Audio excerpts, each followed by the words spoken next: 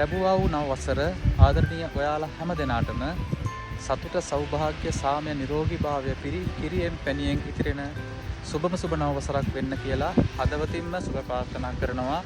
මේ වෙලාවේ ලංකාවේ නැතත් ඒ හැඟීම ඒ අවුරුදු හැඟීම අපිට දැනෙනවා. ඉතින් ඒ සුබ මොහොතින් සුබ නැකතින් ඒ උදා වුණු අවුරුද්දේ ඒ හිතට ගත්තා වගේ උදාවන සෑම මොහොතක්ම සුබ මොහොතක් කරගන්න, සුබ නැකතක් කරගන්න, හිතට ගන්න හැම වෙලේම ධනාත්මකව හිතන්න. අපිට බැහැ, අපිට නැහැ කියන දේ හිතට ගන්න නැතුව අපිට පුළුවන්. අපිට ශක්තිය තියෙනවා කියන දේ හිතට ගන්න. අපේ මනසින් ශක්තිමත් නොවන තාක්කල් කොපමණ සුබ නැකත් උදා වුණත් අපට ශක්තිය ලැබෙන්නේ නැහැ. අපේ මනසෙන් ශක්තිමත් වෙද්දී ඒ සුබ නැකතක් වෙනවා හැම උදාවන සෑම මොහොතක්ම.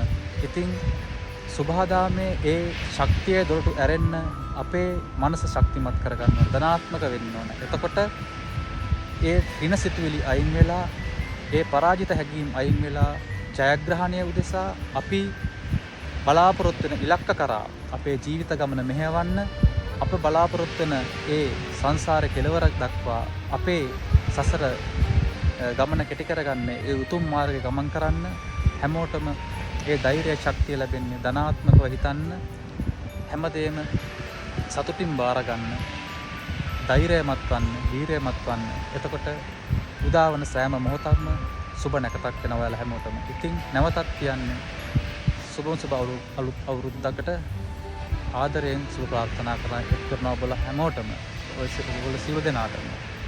ඉතින් පංචම්මානයේ පවුලේ හැමෝටමත්ම සහ සියලු දෙනාටම නිදුක් නිරෝගී භාවය පිරි, සතුට සාමය සෞභාග්‍ය පිරි දවසක් වන්න, කාලයක් වන්න, අනාගතයක් වන්න සියලු දේවතාවුන් වහන්සේලාගේ පීඩ ශක්තිය ආශිර්වාදය, උතුම් සුභාදාම මාතාවගේ ආශිර්වාදය ලැබෙන්න, උතුම් ත්‍රිවිධ රත්නයේ ආශිර්වාදය ලැබෙන්න කියලා ප්‍රාර්ථනා කරනවා. ඔයාලා සියලු දෙනාටම ජය වේවා.